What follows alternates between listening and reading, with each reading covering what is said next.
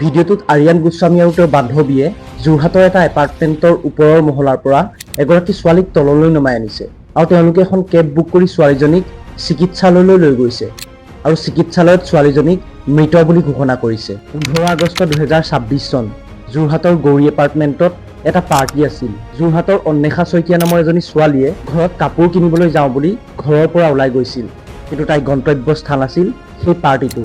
কিন্তু তাই জনা নাছিল যে সেই পাৰ্টিটোৱেই তাইৰ জীৱনৰ শেষ পাৰ্টি হ'ব। আছাম ট্ৰিবিউনৰ এটা ৰিপৰ্ট মতে 15 আগষ্টৰ দিনৰ ভাগত অন্বেষা শইকীয়াক মনালিছা নামৰ এগৰাকী ছোৱালীয়ে কেইবাবাৰো ফোন কৰিছিল আৰু অৱশেষত তাই ঘৰৰ পৰা ওলাই গৈছিল। ঘৰত কাপোৰ কিনিবলৈ যাওঁ বুলি কোৱা অন্বেষা আচলতে আৰিয়ান গোস্বামীৰ ফ্লেটলৈ গৈছিল। আচলতে সেই ফ্লেটটো আছিল আৰিয়ান গোস্বামীৰ মাক জাৰ্না গোস্বামীৰ, কিন্তু সেই ঘটনাৰ সময়ত জাৰ্না গোস্বামী ফ্লেটত নাছিল। অন্বেষাৰ মৃত্যুৰ পাছত আৰিয়ানে কৈছে যে মই তাইক হত্যা কৰা নাই, মই তাক বচাবলৈ বহুতবাৰ চেষ্টা কৰিছিলোঁ, কিন্তু তাই অভাৰড'জৰ বাবে মৃত্যু হ'ল। সেইদিনা পাৰ্টিত থকা মনালিছা আৰু অৰ্পিতাৰো একেই ভাষ্য আছিল।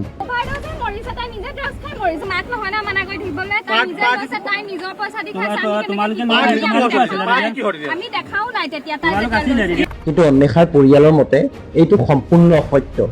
অন্বেষাৰ মাকৰ মতে তাইক হত্যা কৰা হৈছে আৰু পৰিয়ালৰ মতে অন্বেষাৰ শৰীৰৰ বিভিন্ন অংশত আঘাতৰ চিন আছে। আঘাত পাইছে, শৰীৰৰ গোটেই মই গাটোতে মানে পিঠিত পাইছোঁ চিন আৰু বুকুত পাইছোঁ, তাৰপৰা চকুত পাইছোঁ, তাৰপৰা তলৰ শৰীৰৰ যিটো অংশ তাই মানে গোটেই মানে অৱস্থা কাহিল আৰু মই উলংগভাৱে মই দেখিছোঁ। মানে মোক মাতি লৈ গৈছে, গাৰ্জেণ্টক লাগে বুলি ক'লত মই গ'লোঁ, তেতিয়া মই দেখিছোঁ ধৰ্ষণেই হৈছে। কাৰণ সেই তেনেকুৱা অৱস্থাত ছোৱালীজনী দেখিছোঁ ধৰ্ষণেই হ'ব। তেওঁ কেতিয়া বিচাৰি পোৱা নাই আকৌ। ঘৰৰ গম পাইছে, ঘৰত কিন্তু মানুহ নাই পোৱা। তাইৰ লগৰে হয়। গতিকে পৰিয়ালৰ মতেও তাইক ধৰ্ষণ কৰি হত্যা কৰা হৈছে। অন্বেষাৰ এই কাহিনীটো আপোনালোকক শুনোৱাৰ প্ৰধান কাৰণ হৈছে যোৱা কেইবছৰমান ধৰি অসমত এনেধৰণৰ ঘটনা বৃদ্ধি পাবলৈ ধৰিছে। বৰ্তমান সময়ত উত্তৰ পূব আৰু পূব ভাৰতৰ 12খন ৰাজ্যৰ ভিতৰত NDPSৰ অধীনত সৰ্বাধিক গোচৰ পঞ্জীয়ন হৈ থকা ৰাজ্য হৈছে অসম। অসমত যোৱা 5 বছৰত 12,500টা গোচৰ আৰু 20,398 জন লোকক গ্ৰেপ্তাৰ কৰা হৈছে। অসমত যোৱা কেইবছৰমানত যুৱ প্ৰজন্মৰ মাজত ড্ৰাগছৰ ব্যৱহাৰ বহু পৰিমাণে বৃদ্ধি পাইছে আৰু মহিলাৰ সুৰক্ষাৰ প্ৰশ্নও আহি পৰিছে।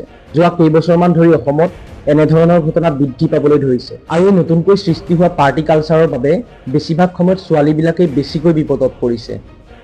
অন্বেষা তাৰ মাত্ৰ এটা এক্সাম্পলহে।